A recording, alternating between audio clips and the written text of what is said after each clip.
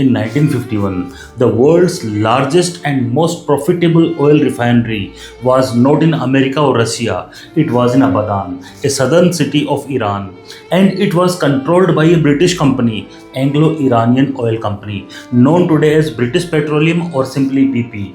When Iran's democratically elected Prime Minister Mohammad Mossadegh ordered an audit of the company's accounts, a shocking truth emerged.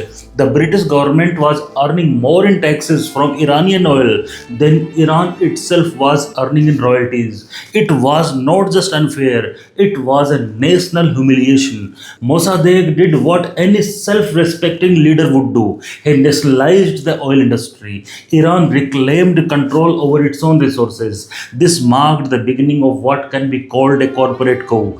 At the time, Winston Churchill was leading Britain. The British Empire was already weakening, and its navy, the Royal Navy, depended heavily on the oil from Abadan. Losing control over Iranian oil threatened Britain's status as a global superpower. A direct military invasion was not feasible. It risked provoking the Soviet Union. So Churchill chose another route, economic warfare. Britain imposed a naval blockade in the Persian Gulf, similar to what Iran is doing today in Hormuz, warning that any ship purchasing Iranian oil will be seized. No missiles were fired, but Iran's economy was effectively cut off from global markets. Still, Iran did not back down. The next step was to remove Mossadegh. Churchill turned to US President Dwight D. Eisenhower. Initially, Eisenhower refused direct military intervention, so British intelligence MI6 changed tactics. Instead of focusing on oil and money, they reframed the issue as a Cold War threat.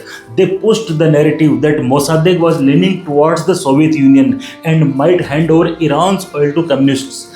During the height of the Red Scare, this argument was powerful and persuasive. In August 1953, the CIA and MI6 jointly executed Operation Ajax. They fueled street protests, bribed officials, and coordinated with the segments of the military. Mossadegh's government was overthrown. In his place, they reinstated Mohammad Reza Pahlavi, who soon returned oil control to Western companies. At its core, it was an accounting dispute, a struggle over profits and control.